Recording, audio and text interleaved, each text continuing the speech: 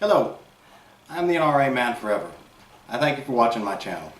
Today we are going to do a breakdown video, not a cleaning video, because, you know, damn the luck, I keep my firearms immaculate. But a breakdown video. Today we'll be taking a look at the Smith & Wesson M&P Shield 9. Now, if you watched my earlier video, you're familiar with this weapon. If not, it is a subcompact, single-stack, 9mm striker-fired handgun. It has a 3-inch barrel with this magazine that's currently in the weapon, a 7+1 magazine capacity, and it is surprisingly accurate. Now, to get started with the disassembly, obviously first you're going to make sure the weapon is unloaded. Magazine is out and unloaded, as you can see here.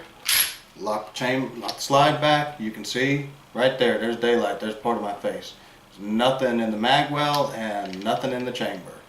I don't recommend pointing guns at yourself. I'm only over dramatizing for purposes of this video.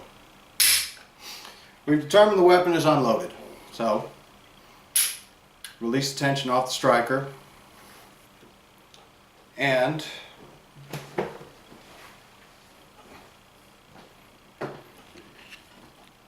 we are going to rotate this.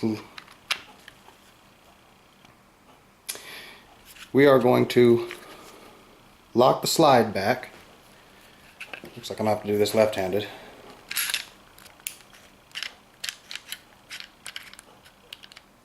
There we go. Lock back the slide. This little keeper pin right here will rotate down like such. And then inside of the weapon, this is going to be really fun to try and show you, but inside of the weapon there is a little lever that needs to be popped down. You can see it underneath that little ejector claw, that little protrusion there. So we're just going to reach in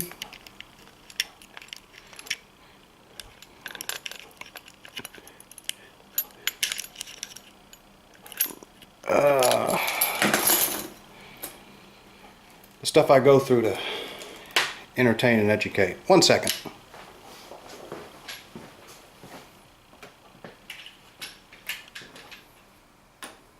The owner's manual recommends you use, say, a jeweler's file or a jeweler's screwdriver, but I'm going to tell you right here and now that you are not going to hurt this weapon if you use anything else, like, say, a very fine point pin, so long as you do not overexert too much pressure. Now we'll slip this in, find that little bugger,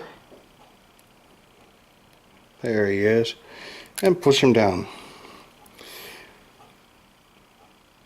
And there it is, right there.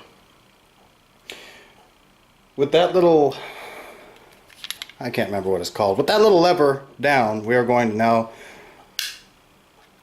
pull it back off the slide lock, very gently ride it forward, because if you just let it go like you would, say, when you're cycling the action to load around, the slide is going to shoot off. I am not going to demonstrate that because I like my weapons and I don't want to go hunting for pieces. With that done, we will remove the slide, just slide it all the way off like you saw me do there, and you can see the internals of the gun. From this point forward, we will remove the recoil spring. Now this is a compound recoil spring. As you can see, there are 2 springs instead of just 1. That is required given the small size of the handgun.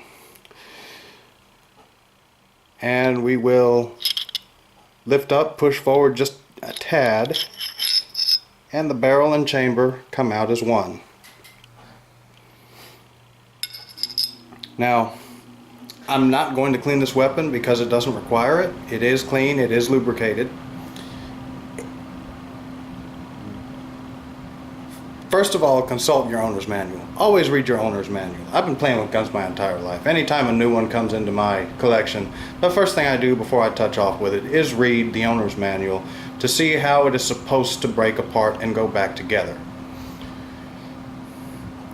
A good rule of thumb, if you just refuse to read owner's manuals, is anywhere you see wear, because no matter how much you lubricate and clean your pistols, firearms in general, they will have wear. So anywhere you see wear, like right here along the barrel, that's where the barrel rubs against the end of the slide, that is a good place to lubricate.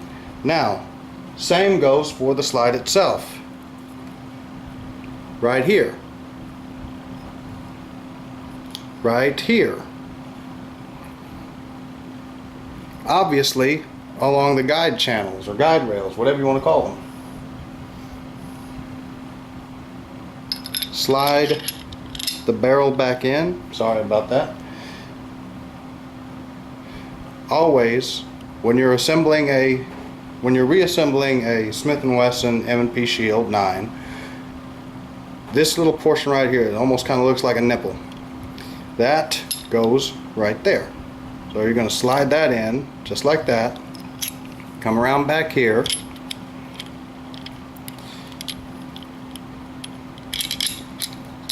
And push this guy back into place. Now there is a little there is right here is where it sits. There is no special groove or channel. It just sits right there. That's where it goes. Push it back into place and friction will hold it in.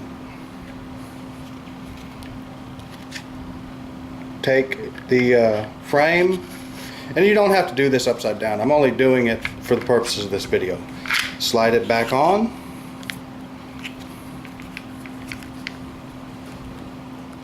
Pull the weapon back, lock the slide. You are going to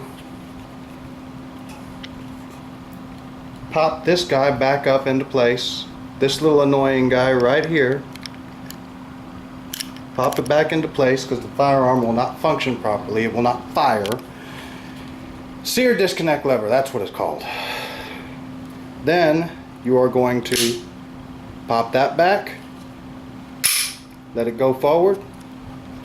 Weapon is unloaded. We're going to function test this thing. So squeeze the trigger. Went click, good.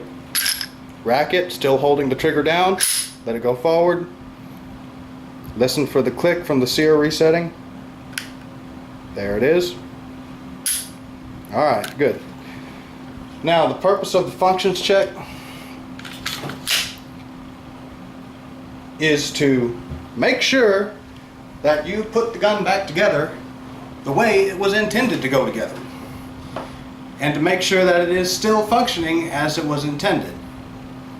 If it had failed to discharge dry fire when I finished putting it back together, that would mean there's a problem. Something's not linking up the way it's supposed to. If I had not heard, and you had not heard, the audible click from the sear resetting after I held the trigger down and pulled the slide forward, if you had not heard, and I had not heard, the audible click from the sear resetting after I let the trigger forward, after holding it back, that would mean that something went wrong, something isn't lining up. I wouldn't recommend doing it too often with rimfire weapons because of the fact that the firing pin is going to strike the actual edge of the chamber, which will damage your firing pin. But with these centerfire handguns and rifles and shotguns, so long as you don't do it 5,000 times in a row, it's not going to do any real damage to the gun. Again, don't do it like 5,000 times in a row just for the hell of it, but every once in a while, just making sure that the gun is, after you've made sure the gun's unloaded, to release tension on the spring, of the hammer or striker, whatever the case may be. It's not a bad thing, and especially if you're doing a functions check, it's not a bad thing. So that is how you disassemble this thing. That is how you put it back together. Anywhere where you know of that there is actual movement, metal on metal contact, or any signs of wear, that is where you lubricate. Now, you do not need a whole tube of lubricant for one little small part. A little goes a long way. Over lubrication is, in my opinion, is worse than no lubrication at all, because over lubrication will allow lead and gunpowder fouling to build up and gum up the action of the firearm itself, and that will cause it. It's like, you know, throwing sand in your gun, and just it's like the gun's chewing on sandpaper. So a little goes a long way. Functions test your weapons when you're done putting them back together. Make sure they're unloaded, and that's my tip for the day, and that's my breakdown video for the day. So thank y'all for watching. Hope I didn't ramble too much. And if you haven't done so already, if you are a law-abiding firearms owner and a responsible citizen who loves the practice of his Second Amendment rights, you need to join the NRA today. United we stand, divided we fall.